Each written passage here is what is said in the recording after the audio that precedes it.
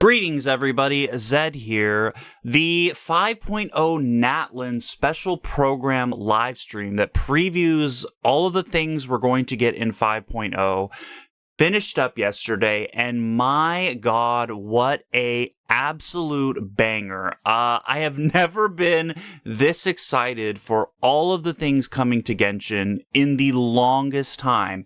I mean, usually the live streams, it just feels like live stream after live stream. It's like, okay, we're getting new characters here. Okay, there's new story quests here. Okay, there's new events here. That's usually it. That's usually most of them. But this one, oh my god, Genshin is changing the game. They are cooking so hard. I'm so excited to talk about it. Let's get into it. As you can see behind me, this is the anniversary rewards we're getting for 4th anniversary. Pretty typical for what we've been getting. It looks like we're getting 20 free wishes, and just some basic materials and things like that. Nothing super crazy here, but I'll forgive it. They were throwing a lot of wishes and Primo gems at us throughout the stream, but a lot of it's hard to tell if some of it's going to be in 5.1, 5.2, 5.3. So I think for 5.0, this is kind of the extent of it for the anniversary, but there's so much more coming. I don't even care about this part. The wishes are great, but some of the quality of life features that we're getting and just new things to shake up the game, this is fine. This is okay for me. I can live with it. So they did cover all of the things I talked about in my last video, basically some of the quality of life things that they went over, you know, how easier it is to find these local specialties, the world level 9 changes that we're getting. I'm not going to rehash all of that stuff. If you want to hear about that, you can watch my last video I did on that, but they did cover all of that stuff again, which is great. But again, we're not going to get super deep dive into that because we already talked about it. Okay, so this right here, this is a minor change, but this is very much welcome. I have been complaining about this for the longest time.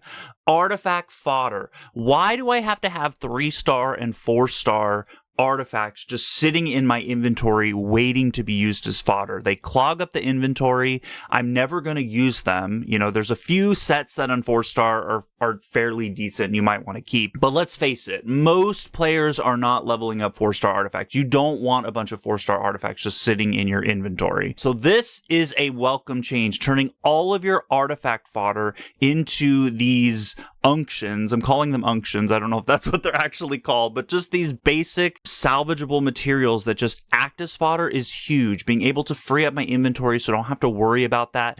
The other nice thing with this is you're going to be able to look at your fodder and be like, okay, I have this many bottles of fodder. It's not like you have to scroll through your inventory and look at like hundreds of purple artifacts and try to kind of decipher like how many artifacts can I maybe level up with this. No, you're going to have these bottles. You'll know exactly how many you have. It's very easy to just glance at it and you're going to know exactly how much fodder you have saved up. And that is an absolute blessing. Thank you for doing this, Hoyo. Very much appreciated. Now this is crazy kid. This blew my mind. I think this is my absolute one favorite thing. If you guys know me, you know I love building characters. I am addicted to the Akasha network, which is like a system where you can go and rank your characters based on their artifact quality. This is mind-blowing. Being able to build your own artifacts. This could be its own video and probably will be at some point. I'll probably make a video closer to when these things actually come out. But being able to build an artifact is crazy. I don't even know yet how I'm going to use this, but this is insane. You having an on-set goblet with the right element and the right substats on your main character or whatever character you want to use is crazy. You know how hard it is to farm for an on-set elemental goblet that has the right substats that you want? It takes forever. So I think most people are going to use this for elemental goblets. The only other thing I can really think of is like sands that have the right main stat, or circlets is another good one. You can have an amazing circlet, you know, with the right crit rate, crit damage main stat, while also having the opposite crit substat, and then also adding a like attack percent substat or EM substat or whatever substat you want is insane. From my understanding for how this works, you get to pick the set, you get to pick the main stat, and then you get to pick 2 substats that you want. Now, it's curious how this is going to work. Is it always going to be a 4-line artifact? Is it sometimes going to be a 3-line? Is it the same chance of being a 3-line and a 4-line as it is with farming artifacts? There's a lot of minor details that have to be worked out here to figure out kind of the math on that. And I don't think we have that information yet, but I'm curious about the 3-line, 4-line debacle. How is that going to play out? That's going to be very, very interesting. But there's so many cool ways to use this. It does look like you have to put some of your artifacts into this to use it. I'm assuming that's what this means, this extraction process. A little bit shady on this. I don't know exactly how this is going to play out, but it looks like you have to use some of your artifact fodder to like build this up and able to build it. So that, I don't know, that doesn't seem great to me, but I mean, I guess fodder is precious to me, but to build the perfect artifact, I guess it's a sacrifice I'm willing to make. But from my understanding, that's what this looks like here.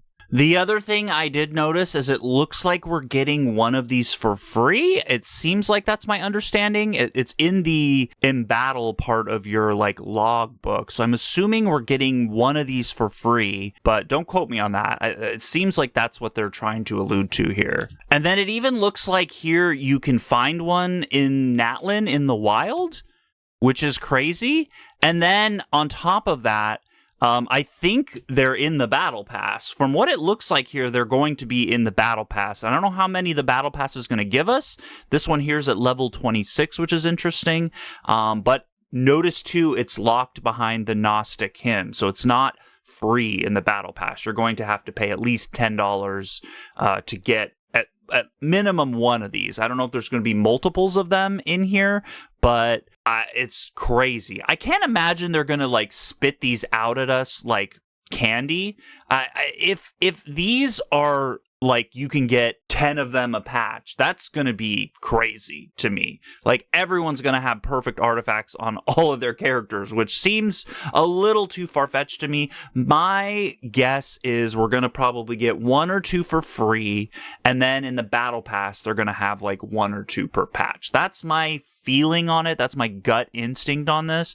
I can't imagine they're just going to like throw these at us and we're just going to have a ton of them, more than we know what to do with.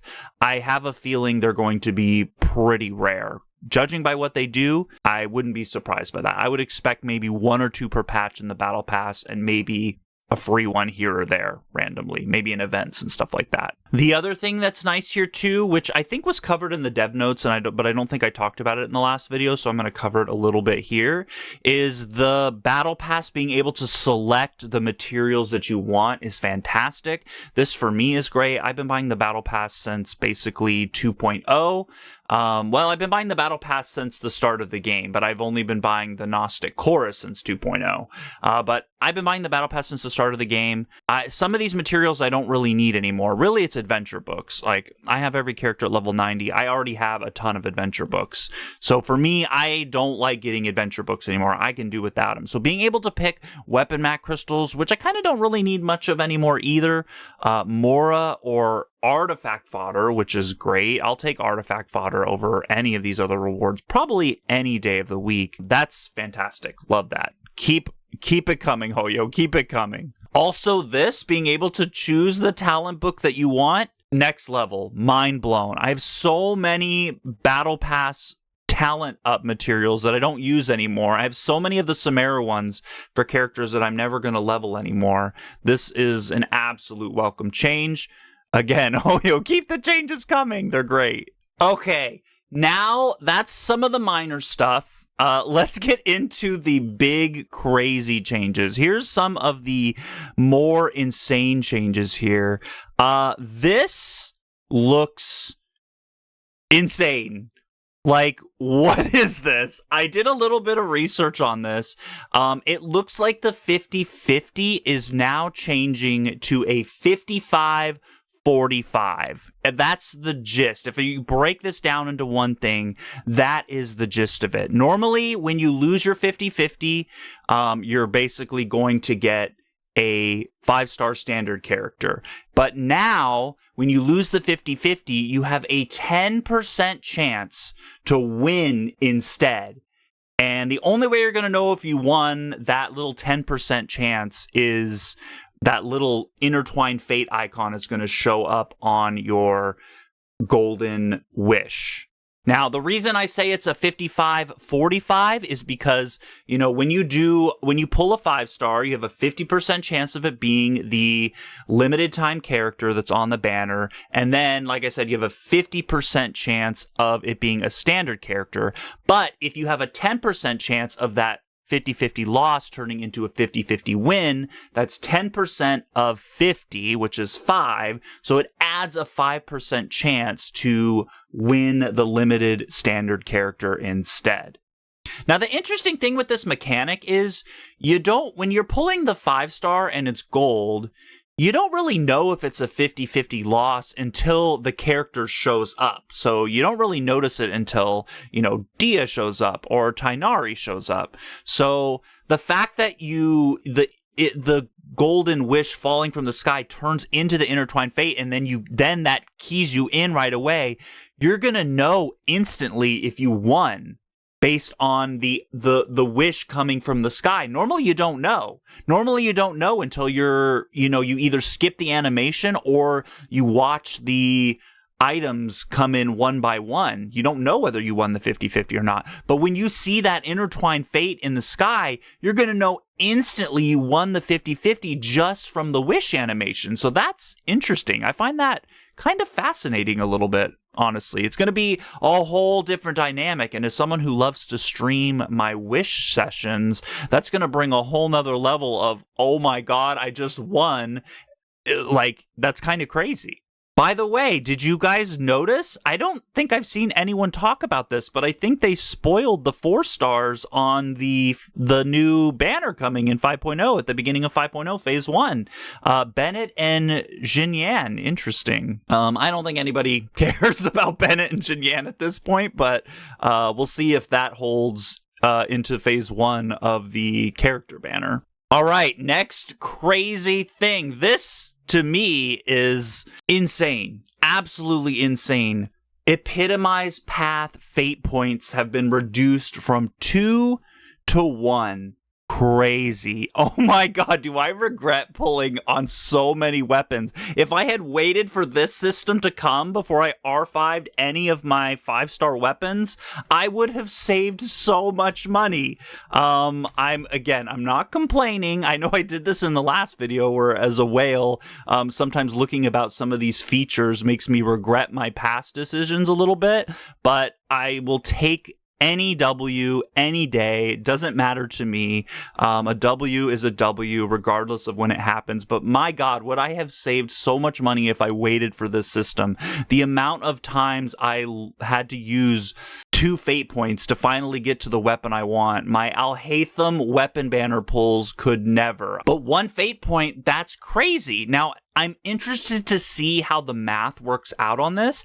If the rate chances stay exactly the same. The way it works now is you have a 75% chance to pull one of the 2 weapons on the weapon banner that are featured, and a 25% chance to lose and just get like a standard banner weapon.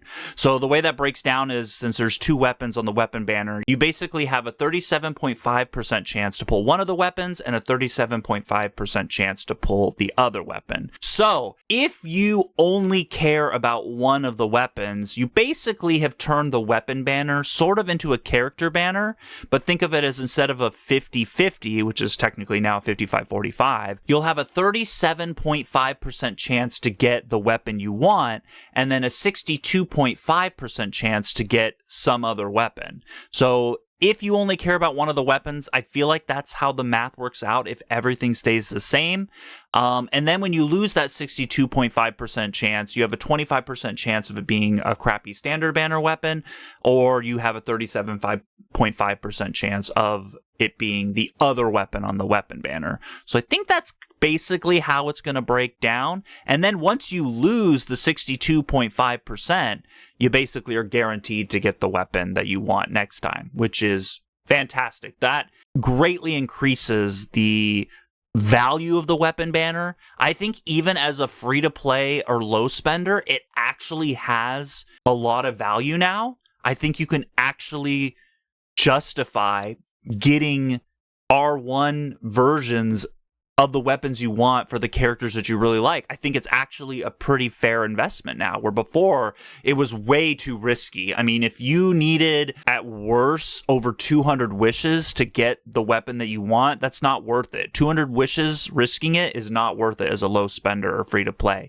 But now it's kind of more in the 150, 140 realm. It's feasible. I think it's honestly reasonable to pull on this banner now. Now that's assuming you have all the characters you want.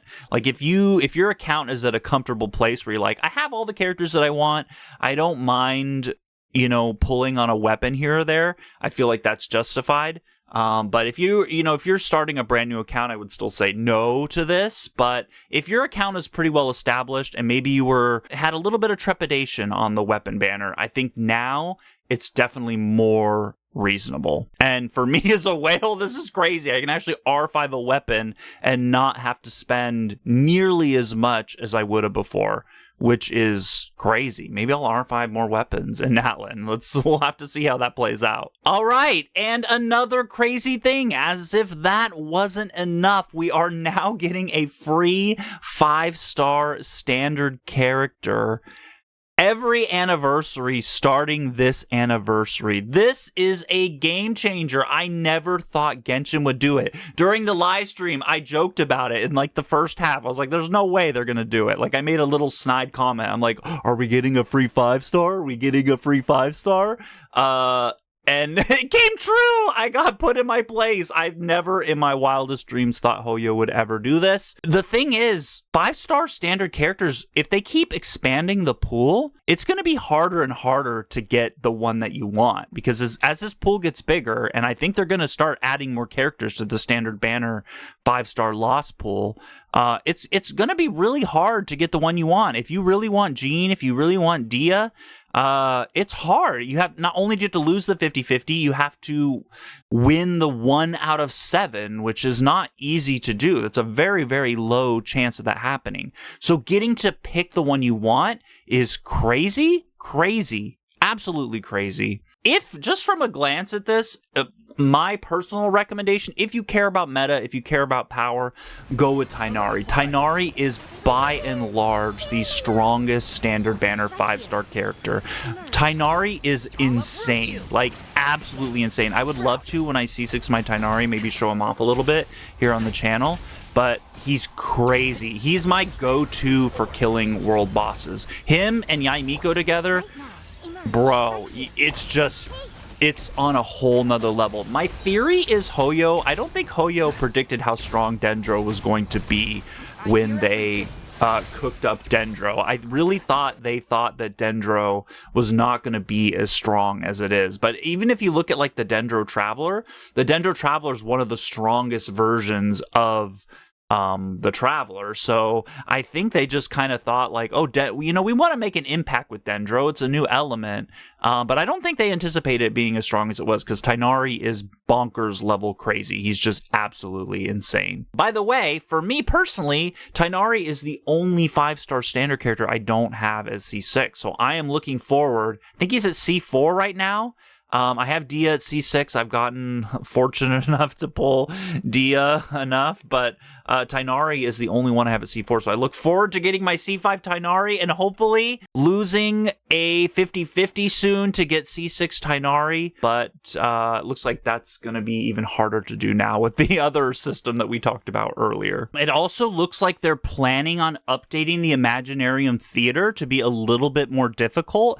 I don't know exactly what they're cooking with this, but it looks like maybe we're going to get either like a harder mode, more levels, something of that nature that's going to make it a little bit more difficult, which I think is needed. Right now, it is a little too easy. I haven't really talked about the Imaginarium Theater at length, but in order for the Imaginarium Theater to be difficult for me, I have to use all 4-star heroes. That's the only way I can do it. If I bring 5-star heroes, it just becomes a breeze. Now, I do have a lot of strong and powerful characters, so I know I'm not the average Genshin player, but from what I'm recognizing, even from like poorly built characters, like not top tier C6R5 best artifact characters, even just your average like level 80 C0 characters, if you have enough characters to go into the theater and beat it, you basically can beat it, right? It's not very difficult to beat as long as you have the number of characters to beat it.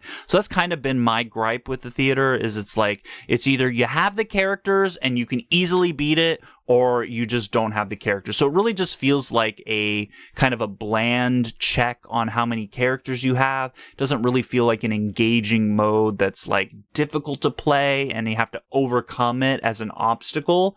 It just kind of feels like, oh, do I have the characters? Yes. Okay, I beat it. It's easy. It's boring. So that's my major gripe with the Imaginarium Theater at this point. So hopefully this brings some spice to it. I would love to see another difficulty tier. It doesn't even have to have rewards. I don't even care about that. I mean, it's nice that they're giving us rewards, but I don't want people to feel left out if they can't beat it either. But like, I just want to be challenged personally. I just want something that's going to make the mode a little bit more difficult. So hopefully that's kind of what I'm peeking at a little bit here. I don't have the full details on this, but it looks like they're changing the mode for the better, and I'm excited to see it. The other thing, I can't find it here, but there's somewhere in this live stream they talked about also the Archon Quest. When you actually beat the Archon Quest inside of the patch that it was launched in, so like I think it said 5.0, 5.1, and 5.3, you will get 5 intertwined fates to encourage you to finish the Archon Quest within the patch that it came out in, because it always comes out in phases.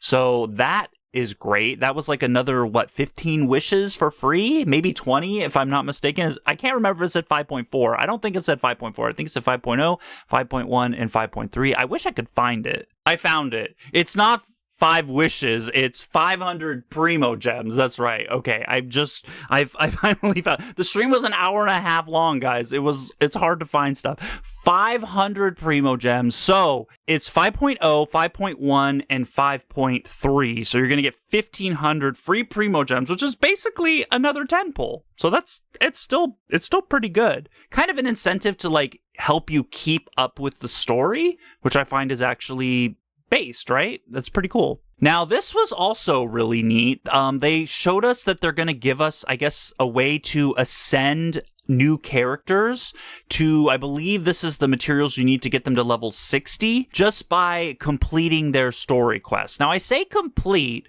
but it looks like here what it says on the screen, it says Tribal Chronicles People of the Springs unlocked.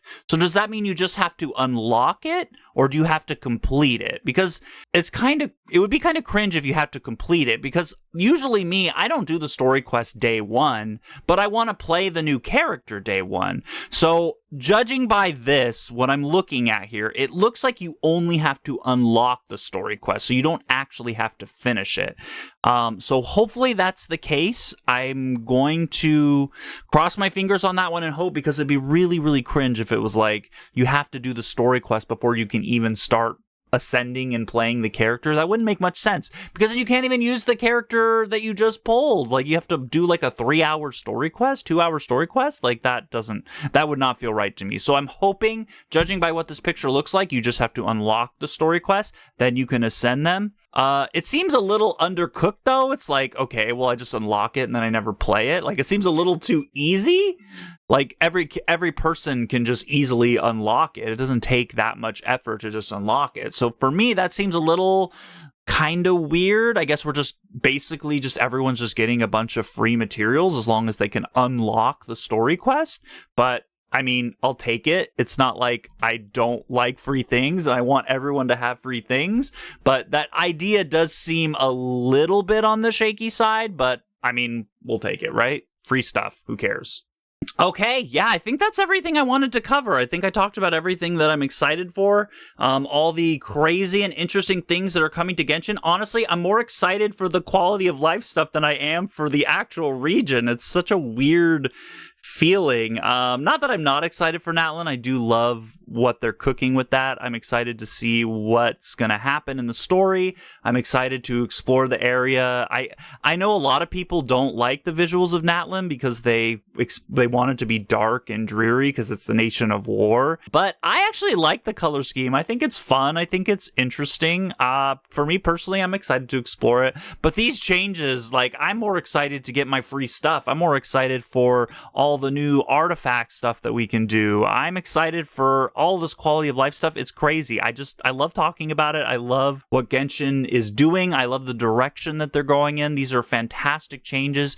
Hoyo, keep doing more. Thank you, Withering Waves. I'm a true believer now. I truly believe Genshin having a little bit of competition is actually making them maybe not scared, but they're definitely saying, hey, we need to treat our customer base a little bit better. We cannot get away with just doing the bare minimum. We have to step up our game. And so for that, Withering Waves, thank you for bringing us this amazing Genshin Impact patch. I'll leave it at that. Thank you guys for watching the video. Don't forget to use your free promo codes. I'll have those linked in the description of this video down below.